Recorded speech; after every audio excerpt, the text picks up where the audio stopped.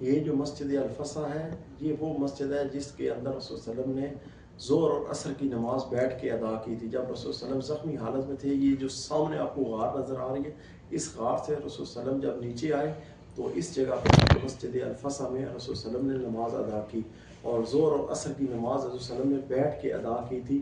اور اس جگہ پہ قرآن کی ایک آیت بھی نازل ہوئی تھی جس کا ترجمہ یہ ہے کہ مومنوں کو شادی اختیار کرو، اللہ پاک کو شادی کو پسند فرماتا ہے. کیونکہ صحابہ اکرام کو جب خبر یہ ملی تھی کہ رسول صلی اللہ علیہ وسلم شہید ہو گئے ہیں، وہ سب ادھر ادھر بکھرے ہوئے تھے. جب رسول صلی اللہ علیہ وسلم کے پاس آئے، کوئی ادھر سے پوچھ رہا ہے یا رسول اللہ کیا حال ہے، یا رسول اللہ کیا حال ہے.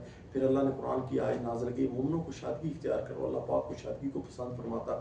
اور اس کے ساتھ یہ جو جہاں پتھر آپ کو نظر آتا ہے، جہاں سر کی جگہ بنی ہوئی ہے، یہ وہ جگہ ہے جہاں رسول صلی اللہ علیہ وسلم کی جب کڑیاں لگ گئی تھی رسول صلی اللہ علیہ وسلم کو، جب انہوں نے خول ڈالا ہوا تھا تو سامنے کی طرف ان کو کڑیاں جب لگ گئی تو عبیدہ بن جراح رضی اللہ تعالیٰ عنہ نے منہ میں منہ ڈال کے یہ کڑی جب کھینچی تو آپ نے پیچھے ایسے اپنا سر کرتے گئے تو یہ پیچھے بالکل جو ہے یہ نشان بن گیا تھا. تو یہ وہ جگہ ہے جہاں رسول صلی اللہ علیہ وسلم کا سر اقدس لگا تھا. تو یہ بالکل مسجد الفسا کے پیچھے کی طرف ہے.